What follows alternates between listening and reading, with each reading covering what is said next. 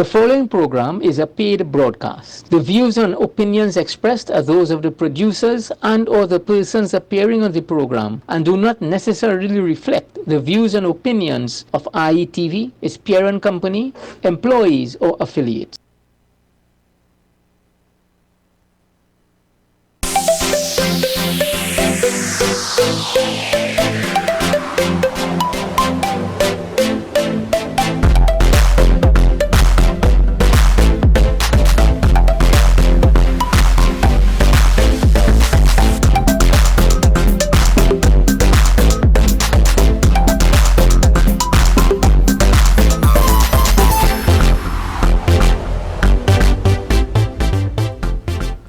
Welcome to a special edition of Let's Talk.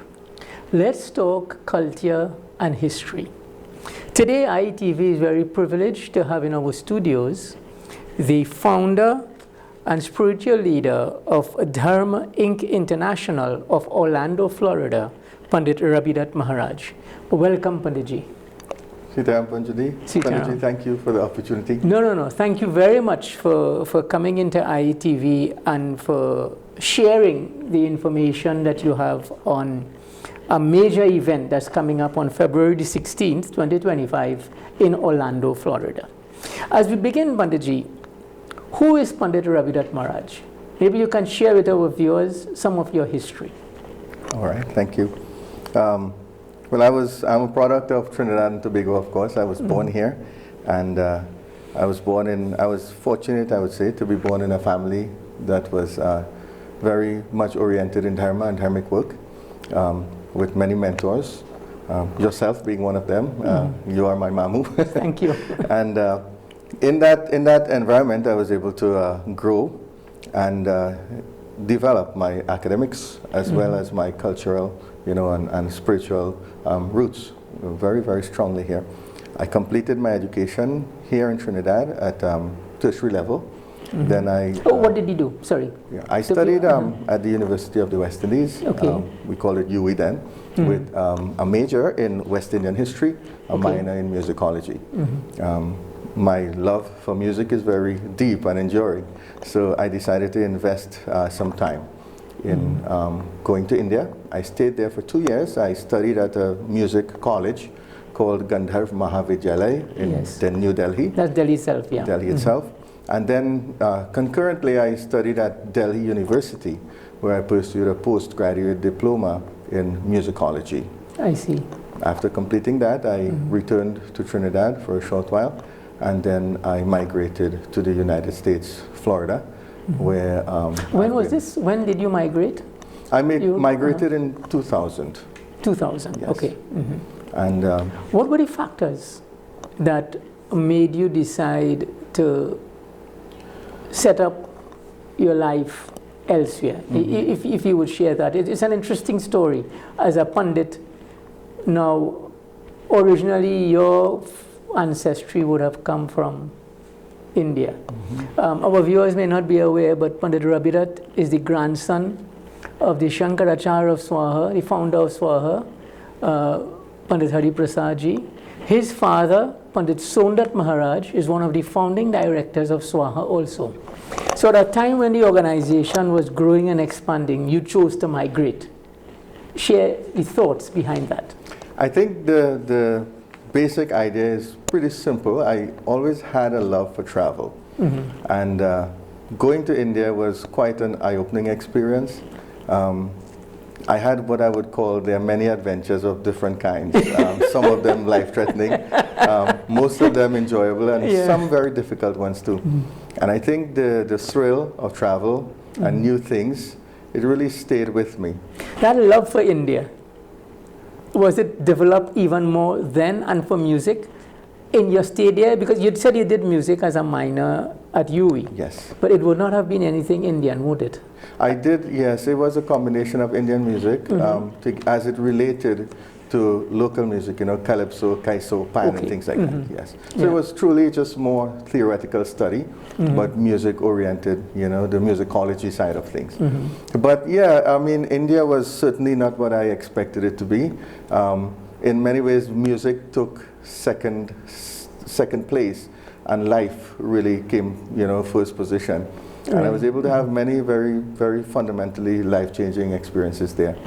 When I came back to Trinidad, being a part of our family, I was fortunate to see the formation of SWAHA also. When I came back, SWAHA was quite evolved, quite developed. Yeah, you're talking 2000. About 1998, 1999. Yeah, well, that was, yes. Right? 1993 we would have started, and it would have been interesting times.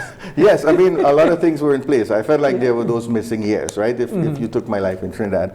But I will say on a personal note, my excitement was very strong. My motivation at that point was very strong. And I felt like I had that sense of adventure really still burning in me. And you have been single at that point? I was single at that point. Yes. Yeah. Coming to Florida, initially on SWAHA's work, on SWAHA's mission, I was able to make some nice connections here. And of course, everything in life is a gamble and a risk. I decided. So you went up to Florida firstly on religious work? Yes. Basically. Yeah. First time I went there, I accompanied my father, Pundit, to perform yagya at one of the centers there in Florida that is no longer in existence. And there I found an interest. Being younger, I forged a few friendships and so on. At that time, it was very surface level, perfunctory friendships, but they were quite exciting at that point. And I said, to use the cliche, I took the leap, and I have no regrets. And that decision to migrate had the sanction of your father? It's a difficult question to answer. I've never thought about it before, because he has 4 sons. For one, the second son, you're the second son, right? Yes. Basically, it's Pundit Umadat, Pundit Rabidutt, Pundit Jaidutt, Pundit Chandradutt. And you decided to migrate, which at that time, I think you may have been one of the first in the family to migrate. To migrate permanently, yes. Yeah. All right. So let's move now to the point when you went to Orlando. Now we are now talking about an organization that you created, Dharma Inc. International, 20 years being celebrated. Let's go to the initial days. How did this germinate, this idea and this organization evolve over time? And what was the motivation really? The seed was planted pretty well in Trinidad. When I got there, what I found was a community that was really disparate parts, keeping what we remember, what we know. Which community are you referring to? Hindus from Trinidad and Tobago, or Hindus around the world settled there, or Caribbean Hindus basically? Is there that difference with the Indians, or as we say, or is it a homogeneous community now? It's a very good question. It was a very diverse community, Hindus from different parts of the initial diaspora in the Caribbean. Yeah. Because Guyanese also and Trinidadian and Surinamese, there would be differences, huh? Yeah. But essentially it was Trinidadians, Guyanese, and Surinamese, which would be right next to Guyana. So that little area there, and there were some differences, not many, but enough commonality for like I said, a disparate community, a community of disparate elements, I should say, existing and holding on, right, to what was available then, what they remember, and much like what our initial, indentured ancestors did by coming to Trinidad. We held on to parts of what we could hold on to. At that point, quite frankly, now in retrospect, I realized that there was not a solid focal point, a leadership, a pundit who can drive things, spiritual leadership and so on. And in retrospect, I've come to realize that I fell into that role. So there was a need, but for me it wasn't, explicit in that way. But I began to function within that community, and my excitement, my desire to do more, my desire to be more like my father and my uncles and my grandfather and so on. This provided a forum, a platform for me to be able to exercise some of those really advantageous roles. And if we look at 20 years, I've been there for 25 years in this year. We spent a little time just as a grouping. So the first 5 years basically was the formative period. Formative period. Because Dharm Inc. started, you're saying celebrating 20 years, so it would have been the first 5 years was a period of Yes. formation. But it was still substantive in that there, with my presence, I will say, I wouldn't call it leadership at that point, but with my presence, we were able to do, essentially we started on full moon katha, Okay. right, Purnima. We would go from home to home. Because there was no established center at the time. Correct. Yeah. So people would host it. Yeah. People would come, you'd get to meet new families and so on. And you know, invariably what starts like that, you know, it ends up evolving, and I think we had the presence of mind, the desire, and the resources, intellectually and otherwise, to be able to formally incorporate in 2005.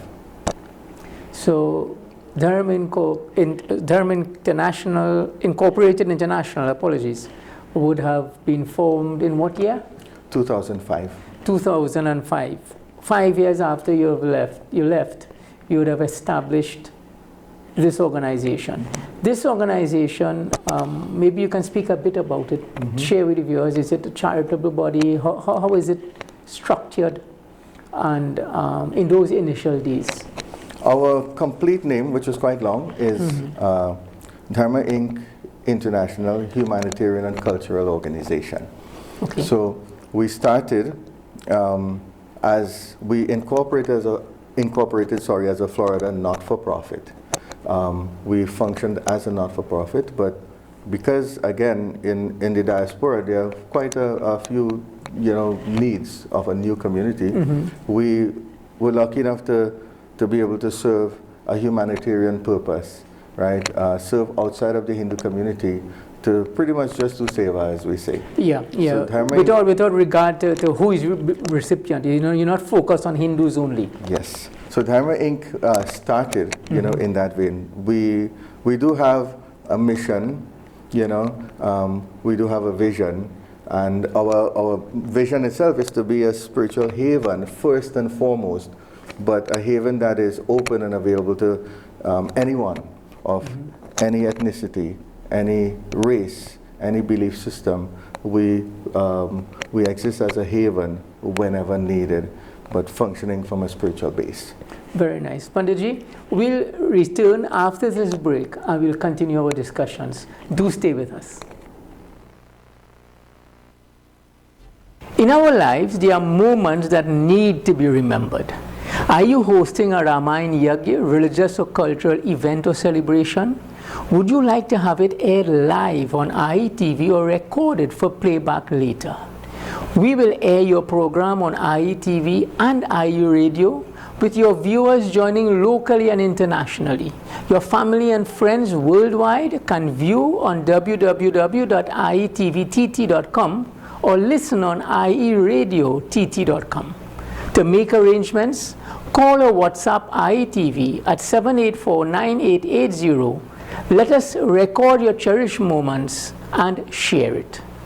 Listen to IE Radio at www.ieradiott.com every day for devotional programming from 4 a.m. to 6 a.m. Classic Hits Daily, a simulcast of IE News from 6:30 p.m. At 7 p.m. a discourse from the Padmacharya of Swaha, Pandit Hardev Prasad, and the best of Bollywood hits overnight. IE Radio, streaming at www.ieradiott.com to educate, enlighten, and entertain with you wherever you go. IE Radio.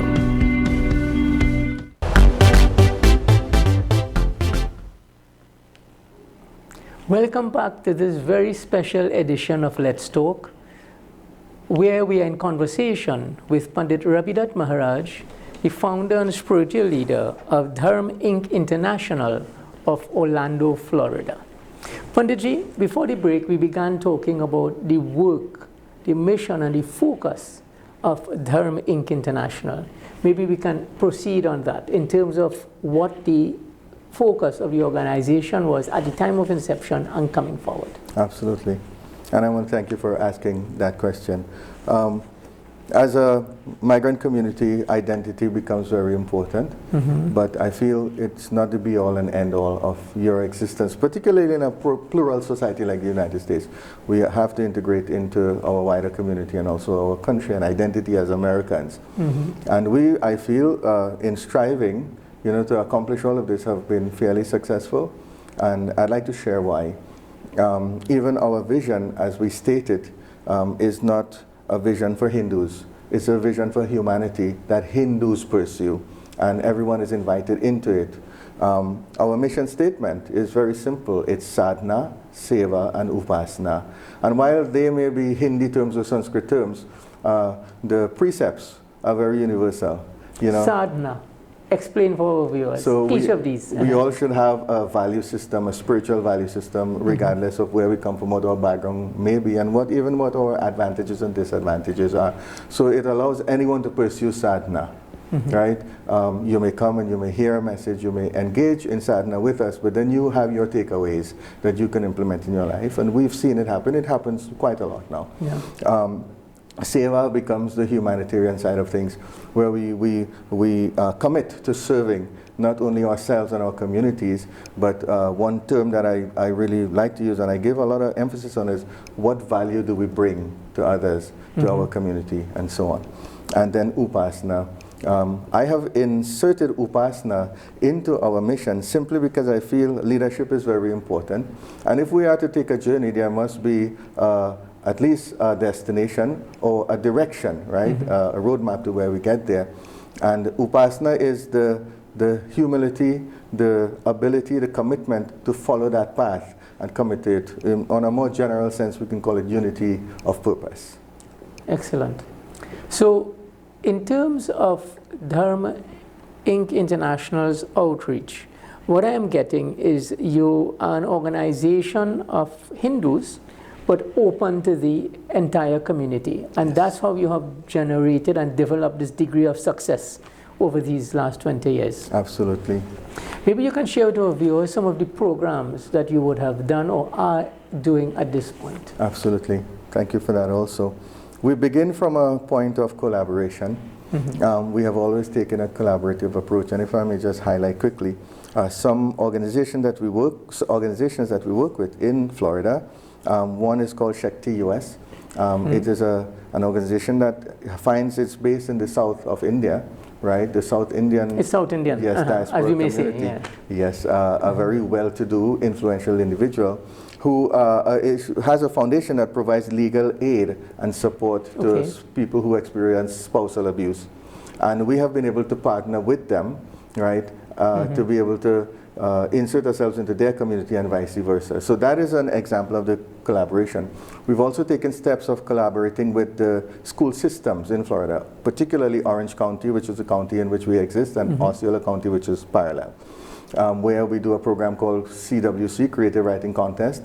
Over 12 years, we've been able to disperse more than $20,000 in grants, right, to students of all levels, including university, in 17 countries. So by collaborating with the school system, we again are able to validate what we do, but also widen our reach. And there are quite a few examples, even as high up as Microsoft. We actually have a partnership with Microsoft Corporation in a program called Benivity, which is essentially crowdfunding, to put it simple, where people crowdfund initiatives that charitable organizations do.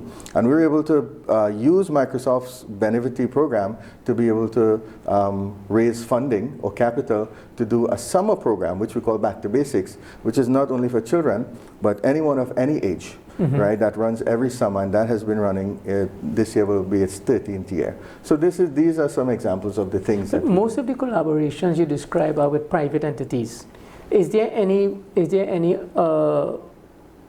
opportunities, for example, any programs with government funding?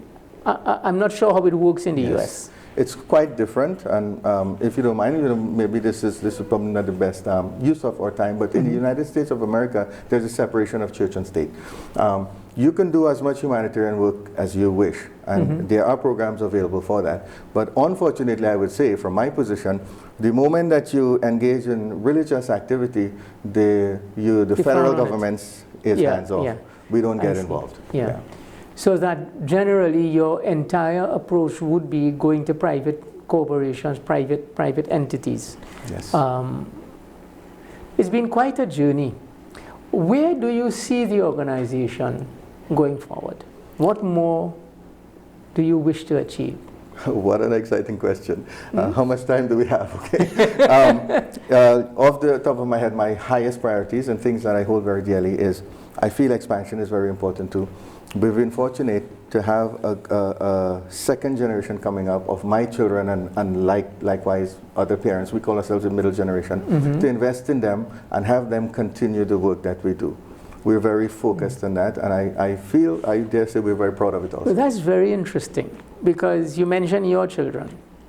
You are, okay, so your grandfather was India, father is Trinidad, you were born in Trinidad, you migrated to the US, now your children were born in the US. How are they different, or how are they similar? They're very, very similar in the sense that children have very little choice but to assimilate their parents' ways, right? In that sense, I would say, equally facetiously, that they wish they were Trinidadians, but they are Americans. And there comes this point in their lives when they're confronted with that reality. It's not a traumatic experience and things like that, but they've been able to carve an identity for them, which is American, but with not Indian values, but diaspora Hindu values that are very strong Sanatan Dharma Hindu values too. And like I said, it's something we're very proud of. Yeah, and it's an area of, I think research has to be done more. Absolutely. How the community from generation to generation has been able to adapt. Because some of what you speak of, many of our temples in Trinidad, even up to now, as you were talking, I was thinking, the focus still is religious services. But the idea of how you have bridged that need of your society and gone into other areas, it's really, really very commendable. And I think it's an example. Maybe our team leaders in various temples in Trinidad can look at this example of how Punditji has migrated and created an organization there involved in religious activities, keeping that going, but also expanding and adding value to the community in which they serve. Now, Punditji, you are having a major event coming up on February the 16th, 2025, and I'm very proud to indicate that our station, IETV, will be carrying that event live from 7:30 p.m. Exclusively in Trinidad. Exclusively in Trinidad. Yeah. Maybe you can share with our viewers some more information on this program and what it is about. Yes, absolutely. First of all, being in the community and assuming that leadership role, it also represents 20 years of my formal work in the community. And I would like to use that forum to be able to express my gratitude to all of the individuals, groups, and associates, right, that have been with us and committed to us. I'm sure we can all assume it wasn't always easy or nice or pleasant. Certainly it wasn't. We were able to achieve certain things, and I think it's a moment where we can just take a breath and acknowledge that. Also at that moment, the feature address that will be given, right, by myself, will now focus on where do we go now from 20 years? Do we pat ourselves on the back, and enjoy the moment, or do we begin to position ourselves for the future? And one major avenue that I would like for our organization to pursue as we go into year 21 is a wider level of collaboration with media houses like yourself. Organizations, once again, back to Trinidad, SWAHI Incorporated organizations in India, outside of Florida State and so on. It would be a major focus of our organization moving forward. But for that day, on the 16th, it's a celebration of what we've been able to accomplish. And to take a moment and just take a breath and say, well, sometimes there is value in life. And if we pursue and we persevere, we can add value to our lives and the lives around us. I think too, in listening, you mentioned back home, Trinidad, home in inverted commas, and India. But there are organizations throughout the diaspora. And that's something that I've always been raising around the world, that with all diaspora countries, that we need to have greater linkages, not just back home, but with other diaspora countries and diaspora organizations. And I think your organization is very well poised. I saw on your program, the draft, you have people from Trinidad, people from the US, and also people from India participating. You want to share a bit more on the program itself? Absolutely. Yeah. Well, if I might make a plug, right? One of the things that I'm really grateful to your media house for streaming, bringing it live from the start. One of the things that we will see at the opening of the program is that our same Hindu children, our westernized children, are able to integrate, right, their identity into who they are essentially spiritually. And that will be shown in the opening, the singing of the national anthem and so on. It is our own children, our own American Hindus who will be front and center doing this. I see. You know? Participation from Trinidad is really a salute to our collaborative spirit. We have a very long-standing relationship with a dance school here called Kala Mandir on Monroe Road. This is Sandra Sukhdev's school. Yeah. For the life of our organization, she has sent dancers at their own expense to support the work that we do. And this is a salute to them, you know, and, you know, a recognition, a felicitation of their achievements with us also. Yeah. And as far as India goes, my links to India are still very strong. And it's always fun. It brings back those wonderful carefree days. Yeah, to sit and listen to one of my musician colleagues perform and then criticize them. So tell me something, in terms of your own music background, you've studied classical Indian music? Hindustani classical music. Hindustani classical. So you have a background in that. To young people in Trinidad and Tobago, before we wrap up, what is your message to them? My message is, if I had to put it in few words, there is unity and diversity. And there is this cliche, we say unity in diversity, but it is not so much a precept as it is a lifestyle. If we are able to integrate our spiritual goals into our professional goals and our material goals, then it matters not if we're in Trinidad or we're in India or we're in the United States of America. We all have that unity of purpose. So unity of purpose, I think, would be my message. And what would connect us, that unity of purpose, is something that we can all do in different places and together if needed, seamlessly, if we just remain conscious, aware. And if I might make my final plug, you know, we commit ourselves to sadhana, seva, and upasana. We are in conversation with Pundit Rabidutt Maharaj, spiritual leader, founder of Dharma Incorporated International.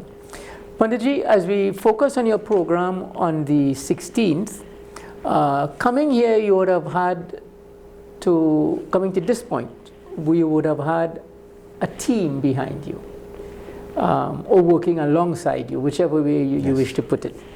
Maybe you want to share a bit on your team? Absolutely, absolutely. Thank you again for that great question.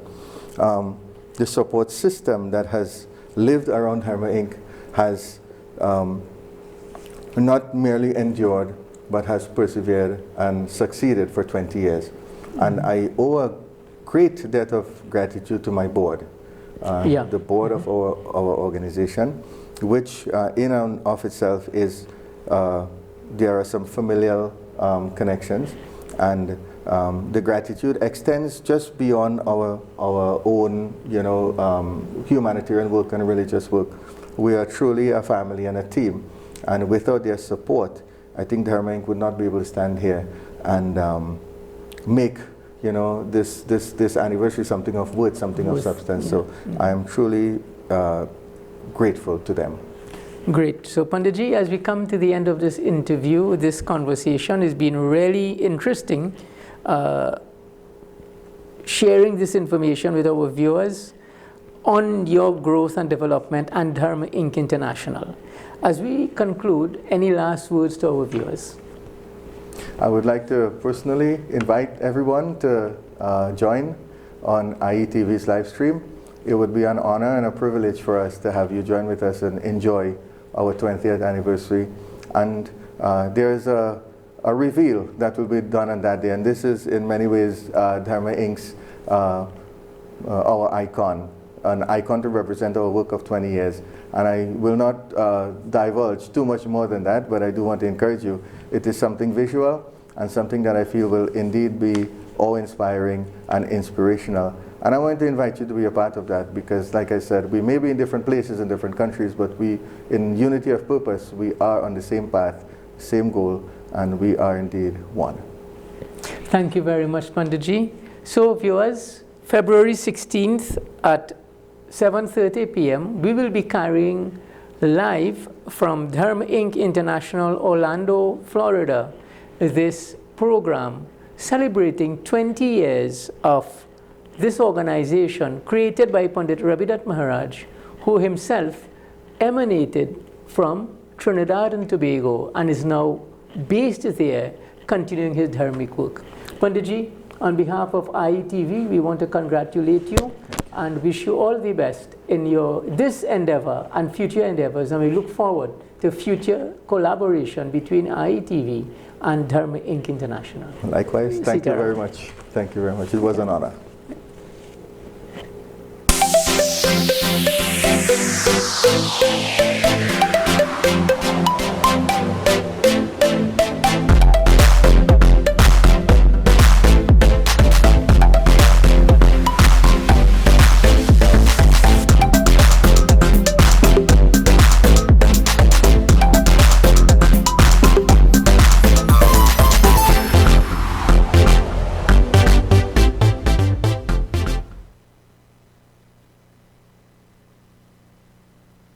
The preceding program was a paid broadcast. The views and opinions expressed were those of the producers and or the persons appearing on the program and do not necessarily reflect the views and opinions of IETV, its parent company, employees, or affiliates.